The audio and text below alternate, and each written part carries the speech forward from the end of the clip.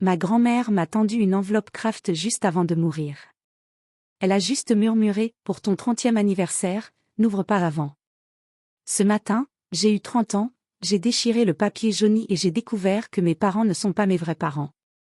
Dedans, il y avait un extrait d'acte de naissance avec un autre nom de famille, des photos de moi bébé dans les bras d'une jeune femme brune que je n'ai jamais vue, et une lettre manuscrite de cette inconnue. Elle s'appelait Hélène, elle avait 19 ans quand elle m'a confiée à sa tante, ma soi-disant mère, parce qu'elle fuyait un mari violent et qu'elle ne voulait pas m'exposer à cette vie de cavale et de peur. La lettre disait qu'elle m'aimait assez pour disparaître et que si je lisais ces mots, c'est qu'elle était probablement morte ou trop vieille pour revenir.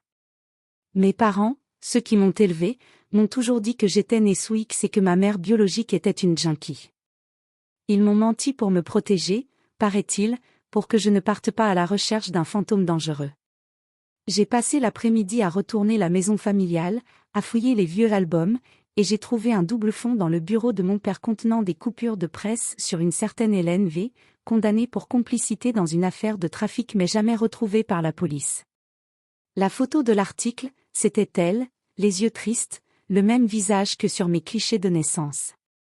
Je tiens dans mes mains la preuve que ma mère biologique est peut-être encore vivante, recherchée, et que mes parents ont passé 30 ans à effacer ses traces.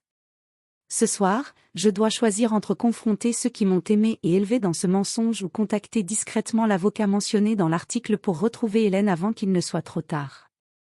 Est-ce que je détruis cette famille pour connaître la vérité ou est-ce que j'accepte que l'amour se soit construit sur un énorme secret ?